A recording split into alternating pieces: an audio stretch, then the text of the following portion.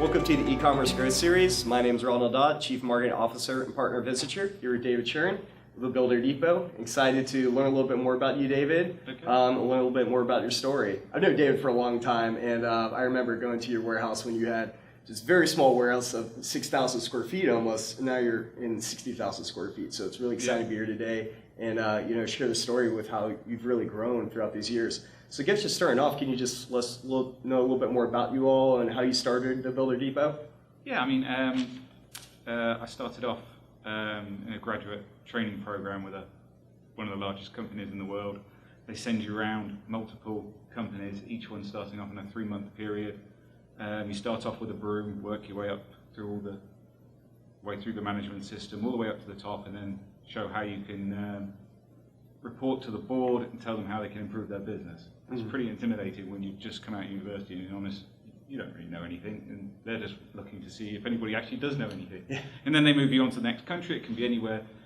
After a period of time, they came up with an option of supporting growth in America. And then from there, we really had a successful launch of some business products over there. And I didn't really know, but at the time, the supplier of one of the building products was a privately owned company. A guy worth over 9 billion in Europe, and he wanted to build. I didn't know he wanted to build a factory in South Carolina, buying hundreds of thousands of acres, meeting with the governor, but he needed a sales requirement in order to do it. So he built that. So he said, "Would you like a job with me?" Okay. So you just jump onto the next opportunity. You don't really give it a lot of thought, actually. When you think back, you just say, "Yeah, okay." You never really questioned whether that was a good plan or whether he's a legitimate program or anything. It just sounded like fun. Yeah. So off you did it, and off you went. But we hit the sales targets. The factory was built. Hundreds of people were employed. You got to see a whole town rejuvenated. And then I had a phone call from someone from Europe saying, "Hey, would you like to be the CEO of a company in the US? You know, we're currently losing money. If you could turn it around, that'd be helpful." And without much thought, I decided to do that one. How old were you at this time when that happened? By now, I was about 27 years old. So CEO of a major company, 27. So moving around very quickly, yeah. I think it's just because I was just saying yes. Yeah. But and I was never really bothered about the pay either. I never really, questioned how much. All I wanted was the opportunity. The opportunity to build a factory was, how are you going to get that training? You can't. That's not, some people will pay people for that training, and that's what ultimately led to the company where I created today. I joined that business, recognized that their business model wasn't very good, and I was fascinated by e-commerce from when I arrived. All the way through that time researching e-commerce and how it all worked, how it fitted together, watching the growth, watching the failures, and learning as much as I could in my own spare time. I presented a board report to my board about how we could switch from our current model, which was multiple warehouses, huge cost, to one warehouse, distribute from one location, and then go fully online. Let's just do something that nobody else is doing, because currently this isn't working. And they thought that was absolute madness, because we've just spent the last 7 years building this whole infrastructure of retailers, warehouses. You need to make this work. And then from that point on, I struggled, because I had my idea, my vision, but it conflicted with their vision.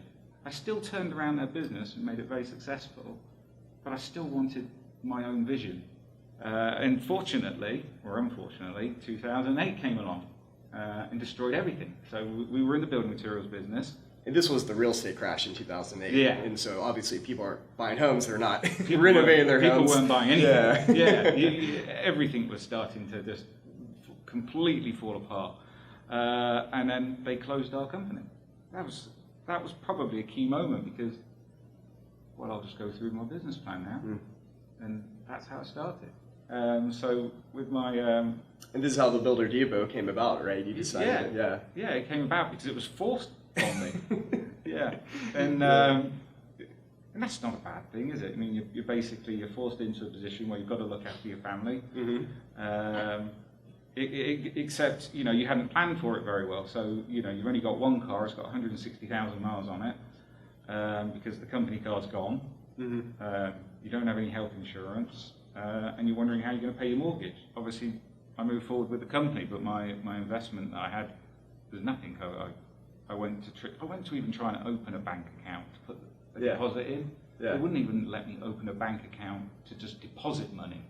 But I'm not asking you for money. I'm looking to put money in your account. Yeah. Sorry, can't do it. Can't do it. Yeah. Ultimately, it took 4 or 5 banks until I found I had to use one of the major banks to ultimately use as a place to deposit funds. Because I knew the funds would ultimately come through a transaction like PayPal, and then they had to then go over to a bank. Yeah. It's not a cash business. So. Is this when you start building the website too? Did you have a storefront at this point? No, I was just worried about it. I knew that I could get a sale. I knew that would work, right? But what you do? But how are you going to get the money? Yeah, if you can't get a bank account, you can open a PayPal account. That's no problem. But how are you actually physically going to get the money to then buy more stock, to then keep the process rolling? Yeah. So you scrape together what cash you had. There's a few $100s and put a few products online, and that's really how it started. Yeah. And did you start on? I know you're on Yahoo Commerce. Did you start on Yahoo? I started with Amazon. So Amazon had a platform where you could build your own website on their platform, which required you to code it yourself in the back end. Yeah. So you learned the skills of coding more through that aspect. So you didn't have to. You couldn't afford to hire anyone because you didn't have any money. So what were you going to do at that point? There was no way to do anything, was there? The only option was to use their sort of coding platform that they created to build a storefront through the Amazon process. And then there was also at a time when Frugal existed, which allowed you to put your products online to Google for free. Yeah. That's unbelievable, isn't it? Yeah. If you think of that today, and you could almost dominate the picture area because nobody else had thought to put these products online. You're one of the original growth hackers using Frugal. Yeah. And there were other opportunities as well that you could see that were around to grow your business that just don't exist today. All of them were no cost, which was very nice. And I remember you even telling me that you're using Pinterest. So I'm kind of skipping ahead, but I remember you were telling me that you use Pinterest a lot to be able to acquire customers as well. Yeah, Pinterest was a wonderful route as well. I mean, all that was back in 2014 too. Yeah, Pinterest. I mean, all of them when they started out, all of the social media platforms were virtually no cost. You know, as they started out trying to prove their model. So they're trying to prove their model. Which was fine, and you're obviously then spotting that opportunity and using that model to help your model. So the whole thing then is their model's growing, your model's growing. What's like the big value proposition for you guys? Because obviously you've grown really fast and you're doing a tremendous amount of sales online. You know, what's really the value prop of why people choose you all over like the big retailers like Home Depot, Lowe's? They're managing massive warehouses, and I've managed massive warehouses. And when you manage a massive warehouse, you sort of scan a barcode, an employee goes to it, picks it up, and brings it back. But what happens if somebody needs to open a box and check that product? There's no infrastructure in those large organizations to do that system. It doesn't exist. So if it doesn't exist, then they can't offer those products. So simply find the products that they can't offer is the way to go. So don't compete head on with them. Find a product that doesn't fit their model. Gotcha. And I know you sell a lot of specialty products that are in queries overseas, and you're able to get that direct to the consumer as well, right? Yeah. So one of the things that I realized is back when I first came into the industry it was very much locked down. All the quarries were exclusives. There was no way to really buy in because the quarry owners were told that if you sell to other companies, then we're simply not going to do business with you. So how could you get into that business? You couldn't, because the United States was shut off to entrepreneurs in this particular arena. But 2008 came along. An exclusivity is only as good as long as you continue to retain the volume. Once the factory is starting to become idle, then the exclusivity falls apart. And then they started to look, then they're in a problem, the factory, and it's starting to say, well, how can we get cash? Oh, I've got cash, because I'm struggling to even figure out how to get cash in the bank. Yeah. So then you're going over to the quarry, and you're taking an incredible risk. And then I decided at this point to sell my 401k at the worst possible time. Cash it out, yeah. Cash to buy, it out. To buy tile. To buy tile, yeah. Because the only way I figured that it would work, the best way to get the best quality, the best price, to beat the big guys, is to go at it with cash. Because they needed cash so badly their end due to the effects of the economic recession. And cash has an interesting impact. It makes your supplier love you. And they want to retain you. In order to do that, they're going to give you fantastic quality, there's no risk analysis for them. You're simply willing to pay them before the product ships. You're the one who's taking on all the risk. And it is nerve-biting because you've just sent them your 401k. But there it is. That's that's how business works, isn't it? It's high risk, potentially high reward. Yeah, and you won there. Or potentially massive failure. Yeah. So we pushed that. Once we realised we had a good supplier, an honest supplier that we could work with, then it was simply a continual process. And you're able to compete a lot better on pricing because you have much lower prices, lower overhead. Yeah, you're running at a lower overhead, and you're able to make use of other avenues of marketing, classic guerrilla marketing techniques that doesn't cost your business any money. You attempt because you just don't have marketing dollars. You've got no cost at that point to invest in anything. You simply just try and pay your mortgage and finally get to the point where you can pay health insurance again before anybody hurts himself. And so it was probably 8 months in our garage until we eventually moved and leased a warehouse. More or less all the warehouses were empty at this point, so this was pretty easy. At that time period, they didn't care. They just wanted someone to just be in there, so that whole board outside didn't just look blank. Everybody's in the same position. Yeah. Because this credit crisis really continued on. It really did have It lingered for a long time. Yeah, it had a ripple effect that really continued. So I was able to lease my warehouse space for an incredibly low cost, when I look at it today. And that was like 6,000 square feet, correct? Yeah, no, the original one was 3,000. 3,000, wow. So we've just taken a 3,000 square foot space, yes. Each one was divided into 3,000 square feet, and only 30% was full. Wow. So if you could have gone to any warehouse and it was in pretty much the same position. So the 3,000 square feet seemed like a reasonably good idea, and decided to go down that route. Locking the lease in for a reasonably long time, which probably wasn't a good idea. I probably should have done less. I don't know, but it's just something I did. It would turn out to be beneficial later because the prices went up, but I was still stuck in the recessionary lease prices. So you this is probably around like 2011 and 12. And you started on Yahoo, right? So you went from the Amazon to Yahoo. Yeah. So store? once I moved the warehouses, I went to the Yahoo store. Okay. Yeah. Cool. Yeah. What was the reason moving to there? Amazon started to put their prices up. They started to realise this was a major opportunity for them. So what was I think initially a 10% or 12% commission went to 25. It just jumped. 25. Yeah. Wow. So I'd move too. You just couldn't take that. Yeah. What you had to tell your customers, you're either going to pay 25% more, you're going to either lose 25% or move.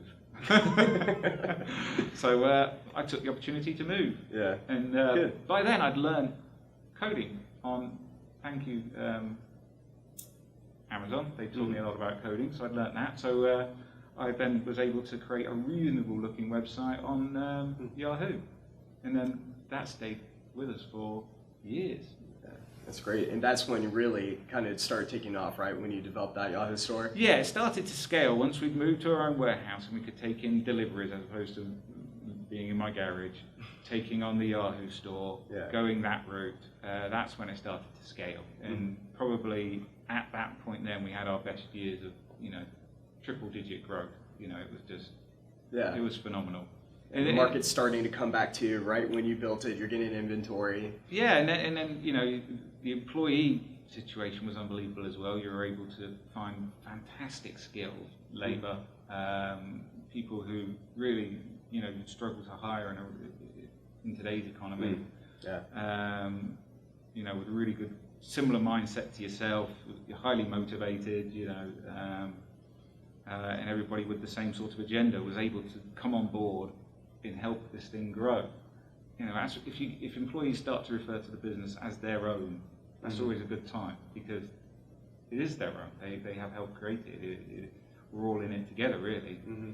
And that's a good feeling, is it? Yeah, yeah. And one thing I really like about your business too is I feel like you have great customer service too, compared to like Home Depot, right? Yeah. Or these bigger conglomerates, Yeah. where the person, if someone's trying to get advice on tile, they call in Home Depot. That person is not actually in the warehouse dealing with this tile, knowing what's best, and they call you. Yeah. They're able to get much better expertise and advice on that. Well, that's where drop shipping. I mean, Home Depot is essentially drop shipping, aren't they? And that's where e-commerce drop shipping was another method of used, where you would take anybody's warehouse from around America, put their products on your website, and then drop ship it from anywhere. But you've got no access to the inventory. So how are you going to honestly tell your customer, on the phone, that this is this? What we can improve is, so we're not shipping via a third party, or we're not shipping from a manufacturer's warehouse, where you've got no control. Because that manufacturer is always going to place the most emphasis on what makes him the most money. He is not interested in some person's 20 square foot backsplash when he's just received an order for $1 million for a new Porsche dealership. Yeah. So your 20 square foot backsplash is massively important to you. But the $1 million Porsche order, I'm afraid, is now going to take up 5 days. So you thought you were getting your order shipped in 2 days. It's not going to ship for another 10 days now, because you've just been pushed down the priority order. So I wanted to eliminate any drop shipping, because to me, every order, no matter the size, was equally as important as everybody else. Then, just there's a line, a system. Yeah. You got your order in, you planned ahead, so here's your order. It's going to ship out in 1 to 2 business days, as we've always agreed. That's the plan. And you're shipping something major too. You're shipping tile. Yeah, this can be 2,000, 3,000 pounds. This is a big. This isn't like we just can stick a book in a UPS envelope and get it out next day.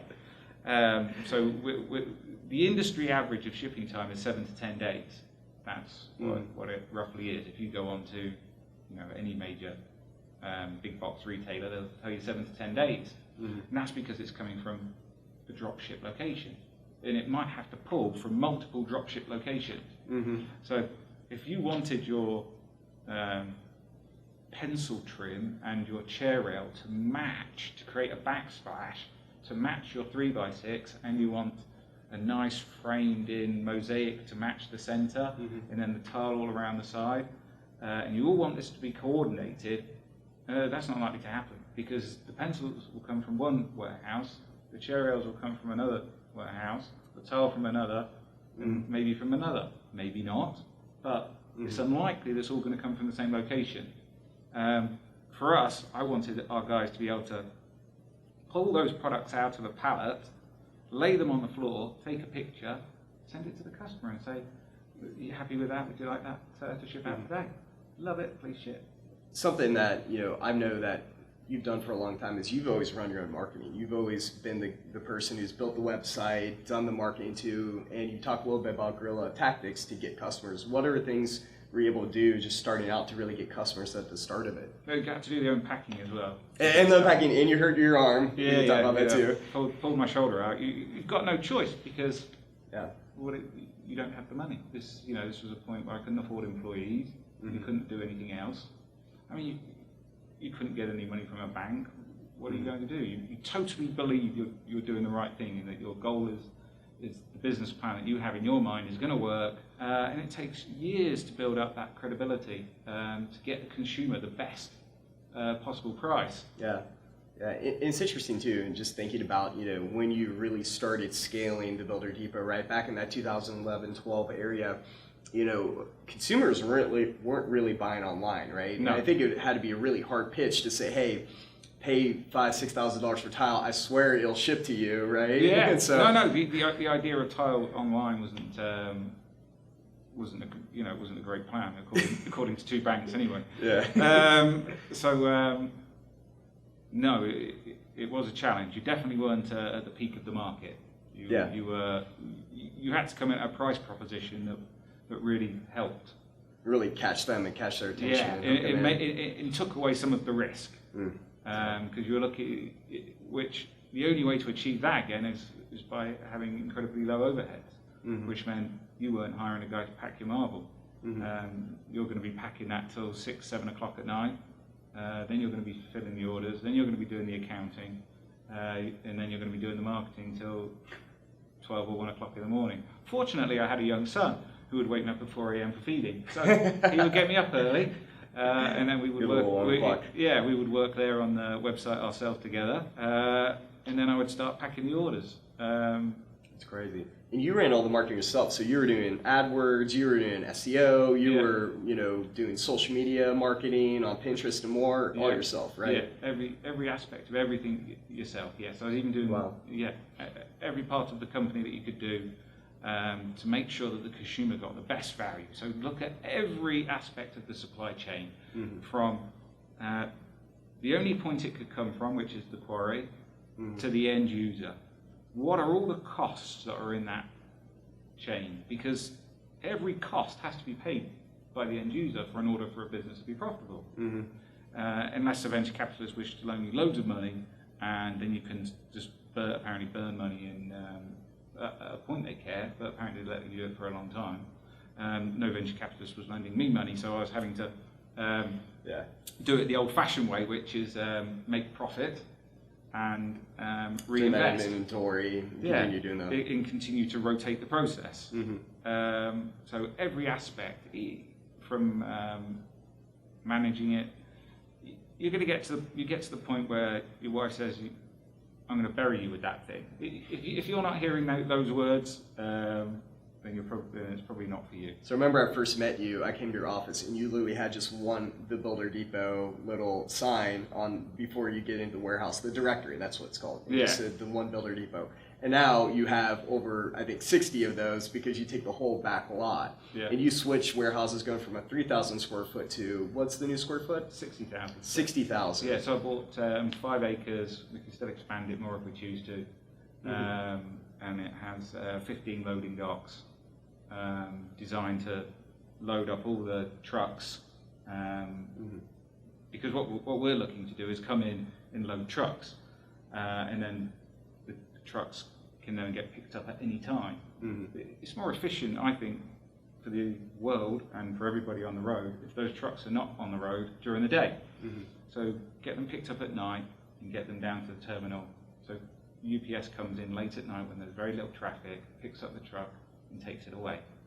Whereas I know a smaller business, they pick it up during the day. And your cost reflects that, what you're paying for your freight. Because you're saying to the freight company, what's the most efficient way for us to do business? And that efficiency is another saving you could pass on to your consumer. And you're looking for every possible avenue to make the system work. That's interesting. What were some maybe challenges that you've had going from, well, I guess the real challenges were having such a small square footage warehouse and then going to a bigger one, but were there any really big challenges moving from the smaller to a larger one? Yeah, we didn't go directly from 3,000 moving on over to 60,000 and buying 5 or 6 acres. We went from 3,000, and then of course because this other warehouse was empty, we just went through the next wall, creating 6,000. And then as we grew, we went through the next wall, creating 9,000. So the whole thing became, well, it started to become like a little bit of a mouse run as you were snaking in and out and going through these holes that we've built through the walls. And, and it was inefficient. It was, that wasn't the most efficient way to run the operation. But it was the most cost-effective way because the landlord was still struggling and landlords were still struggling to fill space at that time. So they let us carry on our recession releasing. So we continued on. But then once we got to the point where we'd gone through three walls, there were people that looked to the other side of us. Eventually this place had become full. And then you were thinking, well, now what? But when I looked out of my loading dock, there was 6 acres of land that no one had developed because it had hit the housing crisis.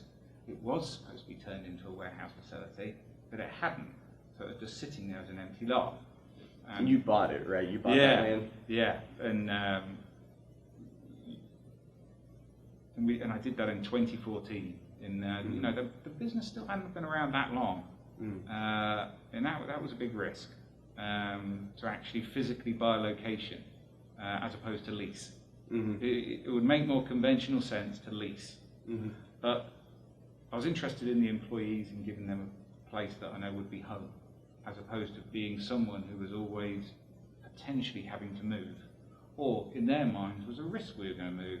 What I considered is that people were the key factor to really take this business and keep it going. And what makes people happy? People are happy if they can see their children, if they're close to the school where their kids go, if they could have lunch with their wife and their family, if the kids could bring them their lunch, if their commute is 10 minutes to their house.